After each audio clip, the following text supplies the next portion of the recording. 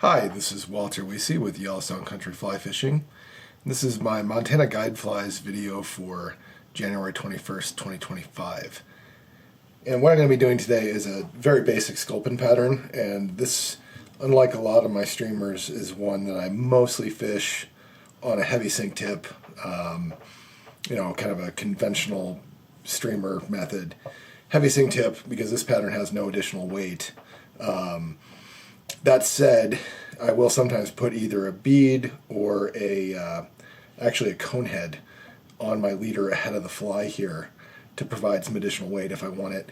And then if I did have a client fishing this under an indicator, which is usually how we have clients fish streamer patterns out here, at least during the summer season, I would actually have a blood knot on my leader, a foot and a half above the fly, a foot above the fly, and then leave a 2-inch tag on that blood knot, fuse the end of it to, create a bump at the end of that, and then put a couple split shots on it, so it's essentially a drop shot rig.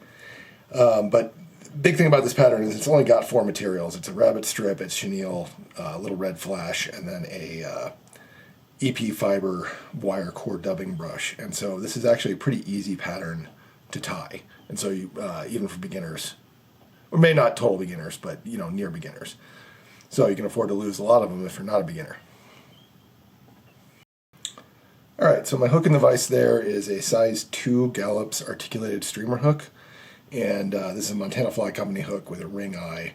And like I said, if I do want to have a weight ahead of the fly sliding on the leader, that ring eye helps with that. And you could, that said, you could use a conventional streamer hook as well. Now I'm going to start my thread roughly a third of the way back on the hook shank and wrap back to the bend. And then my hook, or my thread here, is a 6/0 olive dun uni. And you're going to match, the color sculpin you're tying to the thread color. You could also use 3/0 thread. And on the Yellowstone, olive is almost always the best streamer color. That said, I will also sometimes use black or brown in this pattern. And then my wing and tail on this fly is going to be a olive variant rabbit strip, and this is a magnum strip, so it's a 1/4 inch wide rather than an 1/8. And I could also use a barred rabbit strip. I just don't have any in this hook size or in this size. I usually use 1/8 inch rabbit strips, but that's one of the reasons I like the variant rabbit here, because you can kind of see that's got some color variation to it. I don't actually necessarily need that barring if I don't want it. And what you'll see here, I actually do darken the head a little bit, but I don't bar the whole fly usually. Anyway, what I'm doing here now is kind of separating out my tie-in point and using spit to wet that. And usually about a hook shank on the actual strip itself, and that makes the fur itself go, another half a shank or so, roughly. And you may have seen there, I just adjusted slightly. So I'm going to make a couple turns there and then grab my bodkin, because I don't mind trapping a few of those rabbit fibers, but I think I trapped a few too many. And so I'm going to clean that up a little bit here, just doing this. So I think I was about to bind that in too long. Anyhow, I'm going to go ahead and make quite a few thread wraps here. Now I can get away with this because I have 6/0 thread. If I was using 3/0, I'd need to make fewer thread wraps there. And then what I'm going to actually do is invert that and then grab my trusty crazy glue here. And I'm not going to put that on the hide itself if I can help it, but I'm going to put that on the thread wraps. And what that's designed to do, among other things, it's going to bind the rabbit in a little more. But it's also going to just reinforce that tie-in point. So when the thread breaks, because it's exposed like that, it won't break completely. It'll just, unravel half a turn and then be fine. And one of the reasons I'm showing this fly is simply because it's easy. There's some compromises made being so easy, and durability in some respects is one of them. But my body is going to be, this looks like a kind of a brown and yellow flash chenille. I'm not sure where I got this.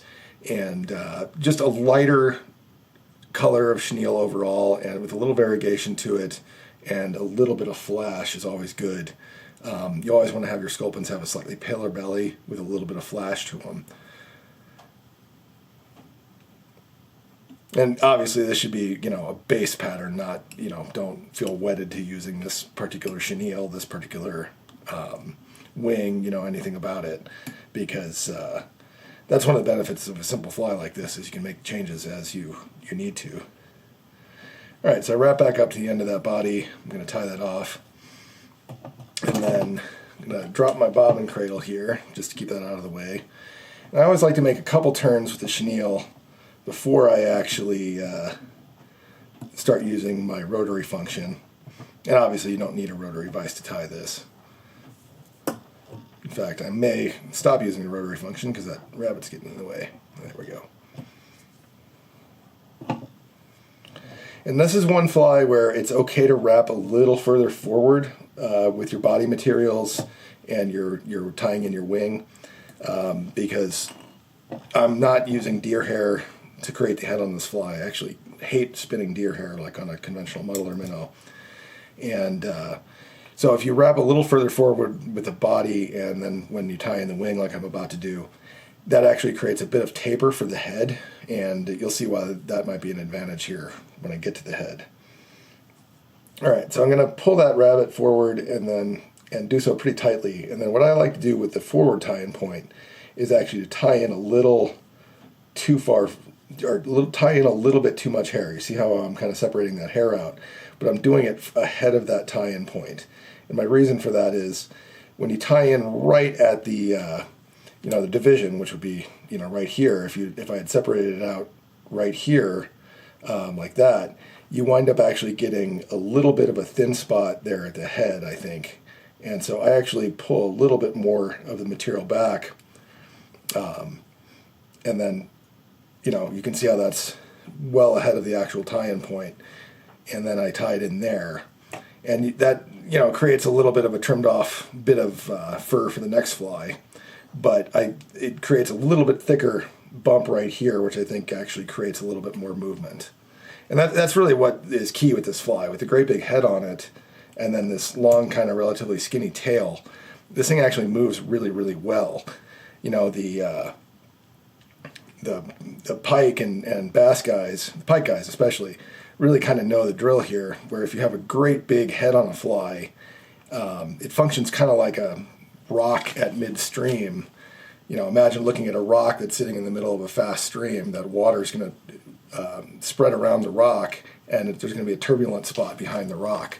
And that's actually what happens with this fly. The great big head to push water, there's kind of a turbulent area behind the fly, and so that tail moves quite a bit.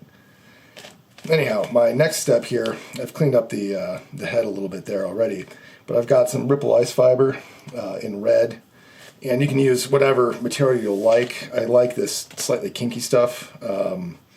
Nowadays, I used to use flash boo for this fly, and this slightly kinky stuff, I don't need as much of it because it obviously fills up more space for a smaller volume of material when it's kinky like that. You see how little material that actually is, and yet it's kind of still spreading out to fill a large amount of space. And then I've kind of cut that strand in half, and then more or less even, it's not even close to actually fully even here, but that's about the right length to tie it in at least. And then I wrap it around my thread, slide it up to the bottom side of the body, and then tie that in with a few tight wraps. And then what I like to do is come in and then trim it more or less even with my hook point. And so that leaves some longer fibers in the back there and then shorter in the front, but it kind of creates a blood spot or a gill spot. Any way you slice it, having a little bit of red on a baitfish never hurt anybody. All right, and then my next step here is to tie in the head material, which is this EP streamer brush in olive, for the olive version obviously, and that's a wire core dubbing brush, and really speeds up tying the fly because I don't have to worry about spinning a dubbing loop. It's also more durable than a conventional dubbing loop. Downside is they cost more. So I'm just going to tie that in here, and as you notice, I've kind of created a taper already in that head. So I'm going to tie in that brush, and if necessary, clean up a little more. and then wrap most of the way to the head. Now, I don't actually want to go all the way to the head on this fly, because if I do, it's tough to trim the wire on the dubbing brush flush, and so it gets tough to create a clean head if you wrap all the way to the eye. But I'm going to go ahead and grab that material, and on this one I do prefer to just wrap it, because I like to wrap at least the first few turns here kind of extra hard to make sure that they're really locked in there. And the back couple I usually do like to be almost touching, and then as I progress towards the eye, you don't need to be quite so precise about making those turns touching. This material will fill in pretty well, and I'm making a lot of wraps with it.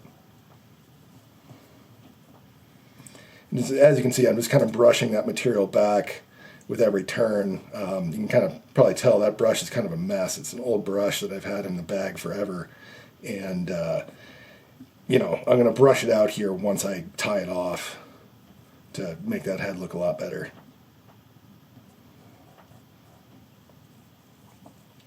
And then on that final half turn, what I like to do is come in, move as many of those fibers back as I can, and then the fibers that are still on the wire, kind of brush them up, and that creates more of a bare tie-off point. So then I come in, make my tight thread wraps to tie that off. And then my junk scissors here, I mark with the little bits of orange nail polish on them. That's what I'm going to use to clip the wire, because if I use something, you know, a good pair of scissors, they wouldn't be a good pair of scissors anymore. And I do have somewhere around here a pair of diagonal cutters, but I don't know where they are.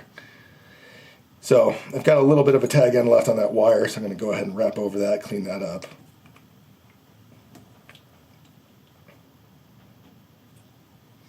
And then I'm going to go ahead and whip finish, and certainly do 2 whip finishes here, because you know, obviously it's still a fairly small head, and I feel like 2 whip finishes are less likely to come loose. And then trim that. Now I will want to super glue this once the fly is completely done, or apply head cement. But the first thing I'm going to do is grab my kind of trim toothbrush here. I'm first going to brush that head forward, and then brush it back. And you can see that's cleaning up pretty nicely. And then brush it forward again, just to kind of make it accessible. Now, you could stop now and just fish it like this, but at least on this fly, I do like to trim the head to shape. And what I like to do is make basically 4 cuts right out of the gate. So I'm going to reverse, and I would do this with deer hair too, except I don't tie deer hair very often. We're going to reverse that, and then I'm going to try not to catch too many of those flash fibers in there. But I'm going to trim that at a pretty aggressive angle towards the hook point. Like I said, trying not to catch any of those red fibers, or too many of them. Then turn it back right side up, and then the top I don't trim quite as aggressively. I kind of at a more vertical angle here, like that, rather than like this.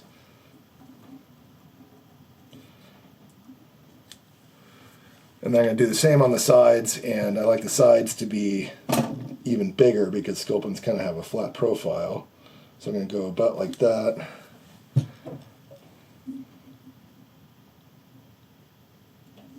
About like that. And then generally speaking, what I do from here on out is just kind of clean up sort of the 4 corners that I haven't trimmed yet. Just kind of trim those to blend.